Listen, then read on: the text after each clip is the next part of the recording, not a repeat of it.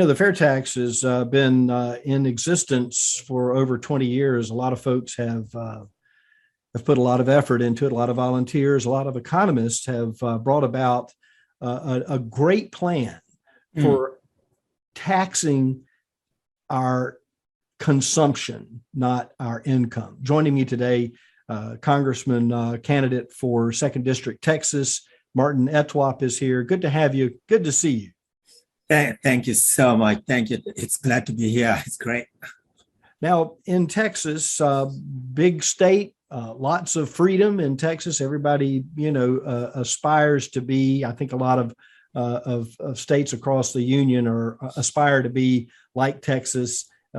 Stars at night are big and bright deep in the heart of Texas. We all know that song.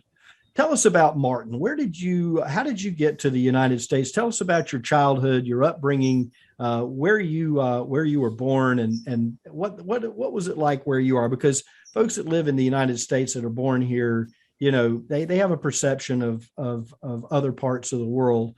What was it like for Martin growing up where you grew up? Tell us about that. I grew up in Uganda. I was born in Uganda, born and raised many, many years ago. And as a kid, this is what I remember the most. There was always war, there was always famine, and we always survived on food from World Food Program. And the label always said, donated by the United States of America. Or it always had a big red, white, and blue said USA on the food that we ate. Because we grew our own corn in the backyard. But the main thing was, during war, everybody comes and takes your corn, so you survive on the donations from the U.S. government. Right. And yeah, and so as a 6-year-old, my mom sent us, hey, in Uganda, you could go sell food stuff at the roadside at 6 years old. So my mom said, hey, go sell pancakes. And my brother and I go at the roadside to sell pancakes. Nice. And there had just been a coup in Uganda. So this crazy general drives by in a Jeep. I'd never seen a Jeep before, military Jeep. And he was one of the most ruthless people.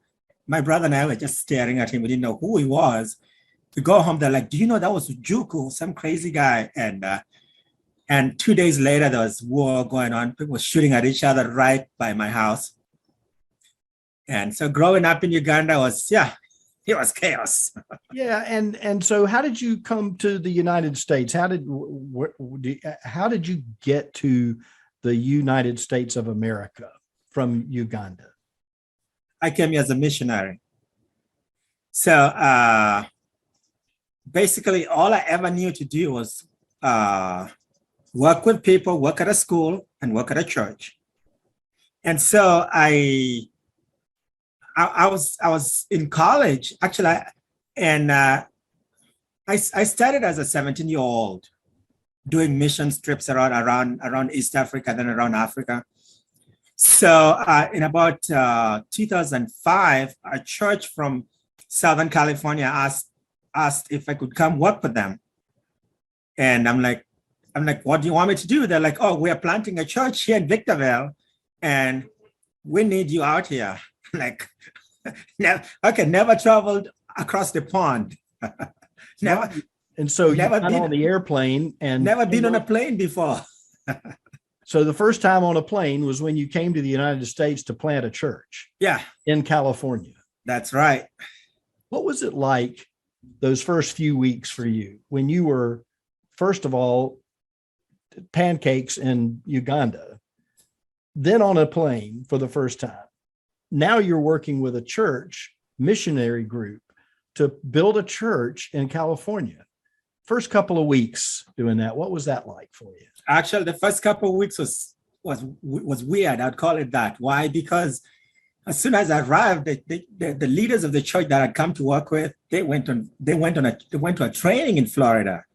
So here I was, my first week in the United States, and I had nobody. Except the people that you were there with, but you had nobody that you knew, really. No, they went to Florida for training. They left. Yes. and left you in California. Yes. That's exciting. That really, how old were you when that happened? I was 26. I was a grown-up guy. You were ready for anything, though. Yeah. Your website says you are Christian, which Yes, is, I am. Proud of that. a lot of folks in the United States are. And while that doesn't have a lot to do with running for office, I think that because our nation was founded on Christian principles, it's important that we look to that underpinning as we move forward in our life.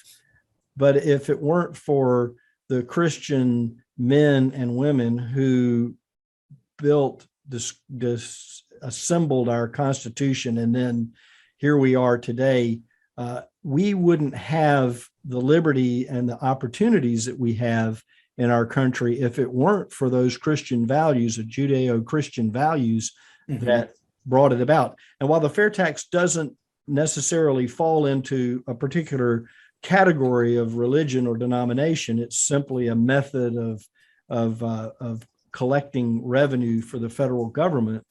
I think it's important that we realize, our responsibility to all people, whether they are rich or poor, black or white, their nationality, their religious beliefs, all are protected and fall into the Constitution of the United States.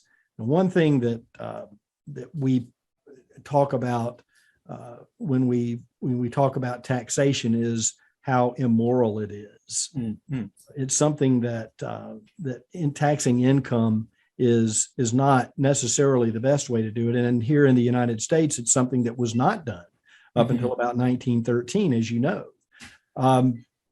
Let's talk a minute about you running for office, and then we'll delve into the FAIRtax and your decision to sign the pledge, which we thank you very much for doing that. Thank you. Martin is in Texas now. We're fast forwarding from mission work in California, which I'll bet was really successful, including in Hollywood. And Hollywood. Were you in any movies out there by any chance? Could we see you as an extra in any TV shows or films out there? I was in a film festival kind of thing, so it wasn't really like. Yeah, well, that's good. But great experiences, great opportunity. How did you end up in Texas? How did I end up in Texas? After living in the Victorville High Desert, then moving to Hollywood, then I met a girl, then moved to Fremont, California. I went to school in San Francisco, went to law school there. It was a mess. Most of my professors were involved in the gay marriage in 2008. And I was one of 5 conservatives in the entire law school. And it was good, like being the small voice in the big place. But it reaches that point where you need your people around you. Right. And I understand that. Yeah. And because you can take as many shots as you can, but there are times when you just need to go back to your people and say, hey, I need help here. Right. And Texas was my people. Makes sense. That makes sense. So were you married at the time when you moved to Texas? Yes. Did you get married? Yes. So you married in California. And then married in California. Over to Texas. Yes, well, that's not a bad move, really, when you think about it. So you've been in the church. You've worked in mission. Worked at Tesla as well. Worked at Tesla. We're scrolling into your website right now to check that out. It's quite an exciting opportunity to work with Elon Musk. And what a visionary he is. Whether you believe, subscribe to his persona or not, he's really done quite a remarkable achievement, not only with the electric cars, but SpaceX and everything else that he has going on. That's just, yes. you think about the opportunities there. And I'll So bet we don't have to rely on Russia anymore to take our astronauts to space. that's exactly right. We sort of let all that go by the wayside over the last decade or so. I remember when the space shuttle program first got started in the early 80s, how exciting that was to be at Cape Canaveral and see those giant rockets come to life and shake the earth underneath them and blast off into outer space. It was really, really quite something. Coming from Uganda to Hollywood, California, you worked in the church, worked at Tesla in California or in Texas? No, in California. In California, because we know that there's a possibility that Elon Musk is going to carry the whole operation over to Texas at some point in time. Now, when you got to Texas, you had your law degree. Now you're moving to Texas with your family. Tell us a little bit about Texas now. Martin's in Texas. You got settled in. At what point did you say, I'm fed up, I need to run for Congress? When did that happen for you? That happened because I have a 4-month-old son right now. And when we moved to Texas, like I said, it felt like I was amongst my people who and I agreed a lot with. And people were free to say Merry Christmas, and people were free to say, hey, I'm a Christian, without being looked at like, right, what the heck are you talking about? All side sometimes. Yes. And but along the way, I've been following the United States politics since I was 12 in 92. And like I said, when I was a kid, the donations to feed Uganda would come from the US. Right. And then the US helped control some of the wars around, or would help maintain them, or where there's conflict. If the US said, you are not going to fight, there was no war. If they said, we don't care, there was war. It didn't matter whether the UN said something, because the UN is useless. And so when I moved to Texas, I was like, my son, because we found out that we're going to have a baby in December. And he's going to be 5 months this week. Nice. And so when we found out we're going to have a baby, and then the elections had just happened, and we all know what happened. I said elections were stolen. I don't know what you say, but I say that. And with all that going on, and it seemed like there are people who we thought would stand with us and say, hey, let's clean up the election system. We are starting to walk back their statements. My congressman, he wasn't my congressman then, but he is now. Some of the things he said a year ago, he started walking back all those statements. And I'm like, number one, you guys are shooting all this spending. It's my congressman, you should say, no, we can't be doing that. But everybody's just sitting around watching the debt going up, and you and I are not going to pay for it. It's my son, who's 4 months old now, who's going to pay for that. He's going to pay for it, and his children are going to pay. Exactly. Okay, let's talk about the FAIRtax now. The FAIRtax is a big platform for a lot of people, especially folks that are running for the first time. And this is something that we were talking about before we began our on the air talk. I think the opportunity is there for great strides for the FAIRtax as an opportunity to put control back in the hands of we the people. I think it's a great opportunity now that we have, because we have people like you, we have other folks all across the country that are up to here and way up to over here, with frustration about the way things are going. How do you see it? And tell me a little bit about your coming to understand the FAIRtax and why you decided to sign the pledge for us, and why you're making it part of your platform. I see it as you shouldn't be taxed just for sleeping. You shouldn't be taxed for living. You should be taxed when you spend, not because you go to work, but because after you earn, you decide to spend, then you should be taxed on what you're spending, because the government needs to run, they need to raise some money. But the government shouldn't raise money because I'm breathing. They should raise money when I go purchase something. If I grow my own food, the government shouldn't tax me for growing my own food. So the fair tax, why it became part of my platform is it says it taxes you for what you consume, not for the income you earn, which is what I believe in. And there are some people who cannot afford to pay the tax because they can't, because the income is not enough to pay for that. Right.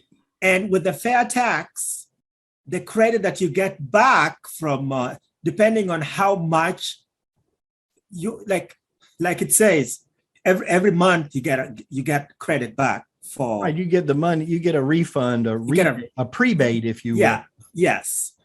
And there are some who consume a lot. They will go way 1,000,000 times over their prebate. Then they'll have to pay a tax on that. But the people who didn't consume or below the minimum wage, below the poverty level, right? That then they get to benefit from their prebate. Right. But anybody who's above the poverty level and have consumed a certain level, they pay on that above and beyond their prebate level. That's right. Everybody gets treated the same in terms of the prebate. Everyone. Yeah, and Musk is going to get, if he has an address in the USA and he's got a social security number, he's going to end up with that prebate just as you and I are. We're going to end up with based on our family, the size of our family. That's what we're going to pay, and then we get to decide what is essential. Yes, and then the other thing is, everybody gets to pay taxes, whether you're in the country legally or illegally. When you go to the store, you're going to pay tax. That's right.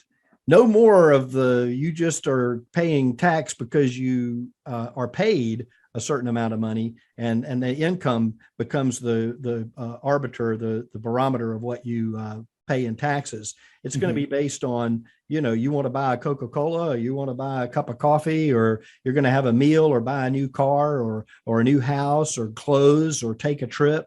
You're going to be taxed on the consuming part of it, which is much better. When you talk to people on the campaign trail and they first hear about the fair tax from you, what's the first response what's the main response that you get?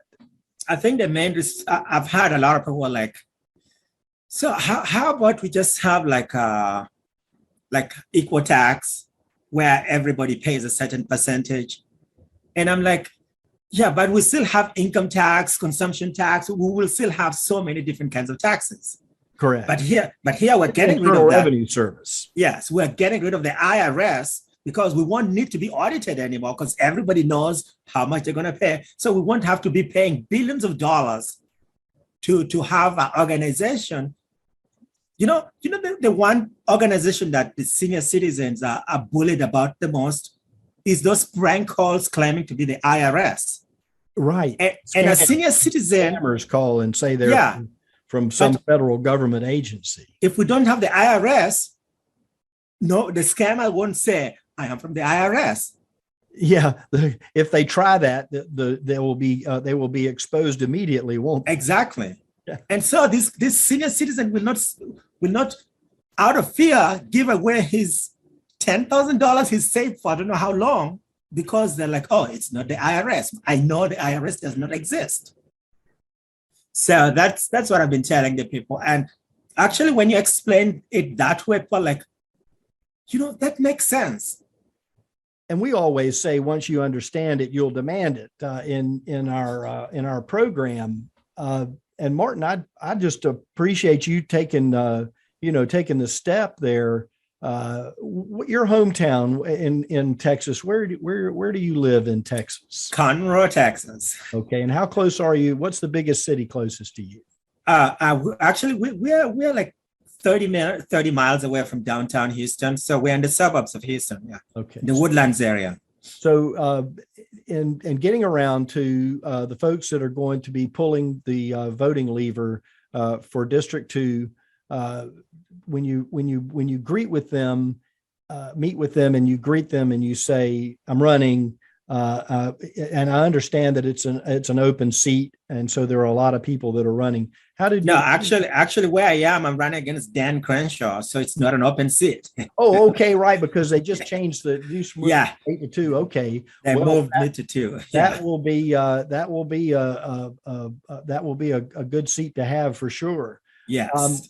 Have you talked to him at all? Do you get a chance to cross paths? Have you been in a debate with Dan at all? No, Dan, from what I've heard, he rarely likes debates. So he'll have his events, but we haven't had the conversation.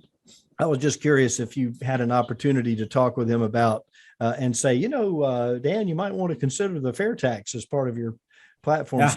How many people are in the primary like you are to run against him?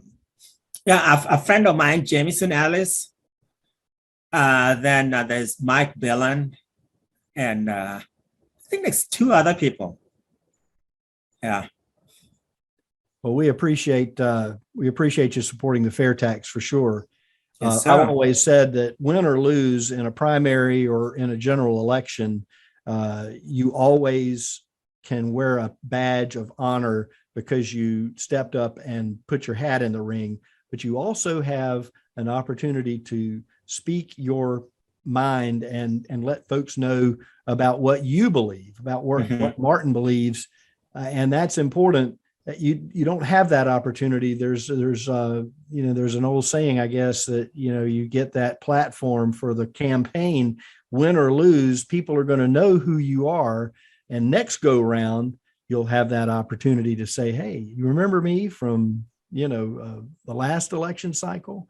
I have a good feeling about this go round. The midterms are going to be probably, and everybody says, the most important in the history of time, and I do believe that there's an action out there. A lot of folks are frustrated with the way things are going in the country, good or bad. They either love what's happening or they really don't like what's happening.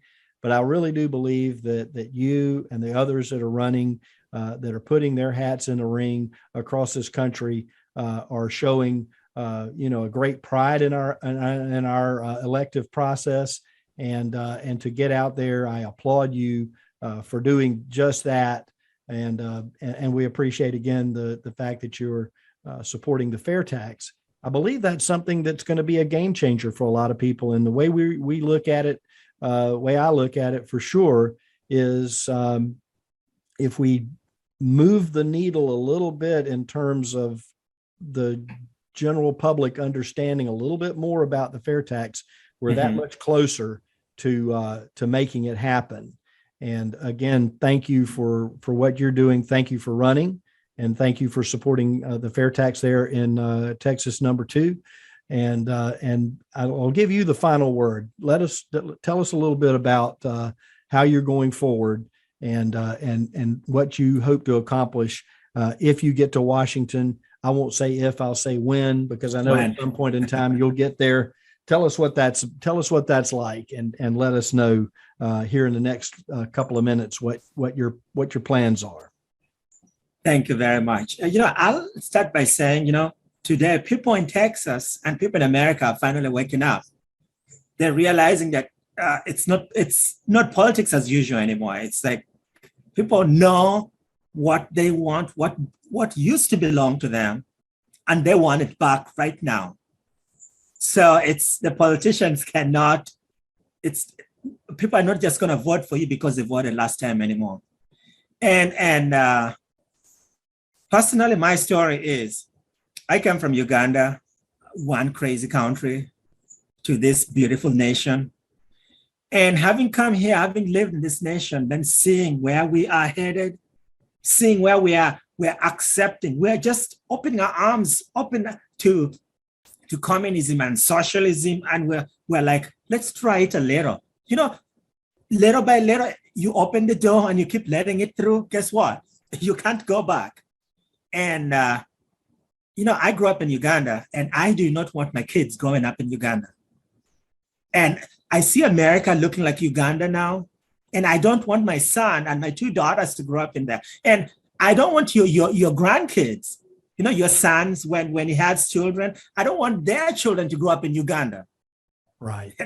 That You've is seen why. it from both. I mean, you've seen that, you've lived that, you grew up in that. Yeah, you know, people here know something needs to change, but they don't know what the problem looks like down the road.